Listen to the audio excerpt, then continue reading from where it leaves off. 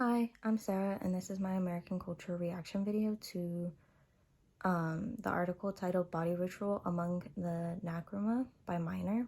For question one, which is the reflection question of the article, I did think that at first read, the article was hard to understand. The article was kind of confusing, and I wasn't really able to understand what points were being made or what the main point of the article was trying to convey overall. After reading it a few times and looking beyond face value and really trying to think about what the author was trying to mean with all the different things he was saying within the article, I was able to kind of understand the points being made and the main argument. The author Minor explained that American culture is a highly developed market economy, which I do believe is true. The author Minor also explained the American culture in this article in a very difficult way to understand, in a way that's kind of off-putting and sounds kind of weird, even to somebody who lives in the American culture.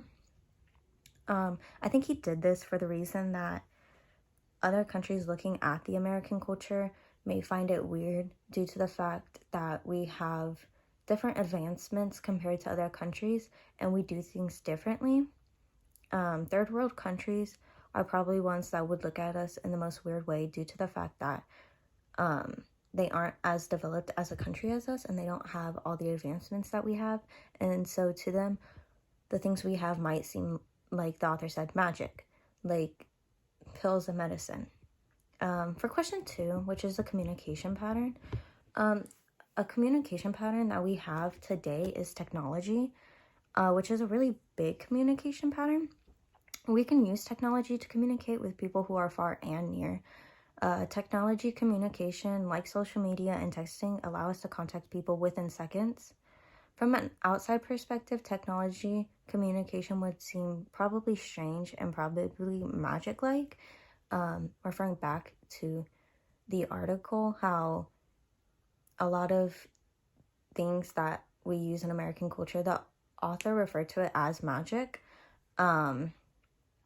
So just for the fact that back then people didn't really have the technology we have today, and so they had to use stuff like letters, and they didn't have a way to contact people within seconds within like a handheld device that you can just pull out and communicate to whoever you want no matter what.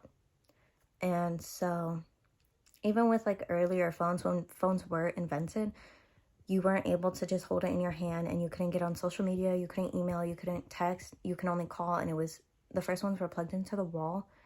And even after that, the ones that weren't plugged into a wall, you had to put back onto something that was plugged into the wall. So you could walk away for a couple minutes, finish your phone call, and then you would have to put it back. For question three, which is evolution of communication pattern, I had said that before phones, people had to write letters or telegrams to communicate. And when phones were first introduced, the only thing you could do again was make calls. And even the way that phones are shaped have evolved. Like back then, again, we had to leave them on the wall at home. Now we can carry them everywhere. It's just a small little rectangle device. We charge it, we can take it wherever we want. You can put it in your back pocket, you can put it in a bag. It doesn't matter, and we can take it wherever. You don't need Wi-Fi to use them if you have a data plan. So you can communicate with anybody anywhere as long as they have a phone or a way of contacting them as well.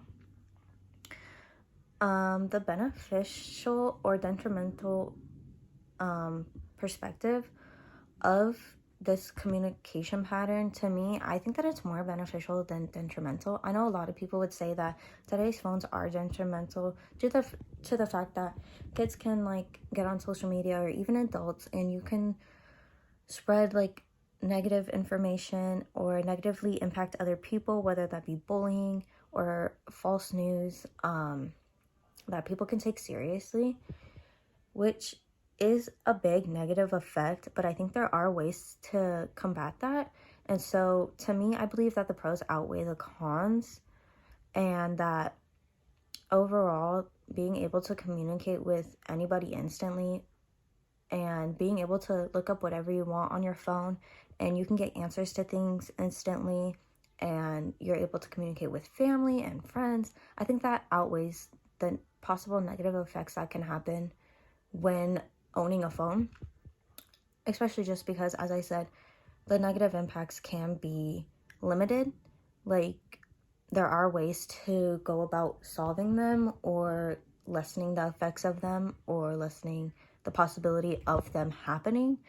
A quote that I found that kind of supports my claim on this is from an article titled The Role of Mobile Phones in Family. It's by the authors Devitt and Roker. They had stated that overall, parents and young people say mobile phones as an essential feature of modern life for convenience, for safety, for managing family life and social lives. This quote kind of helps show that both younger and older generations agree that today's phones have multiple benefits for users, whether it be older generations, younger generations, communicating with family, keeping your family safe, like being able to get a hold of them when they're far away, and making sure that, like, as a parent, you know that your kid's okay and you're able to just communicate with them and get a better understanding of what's going on.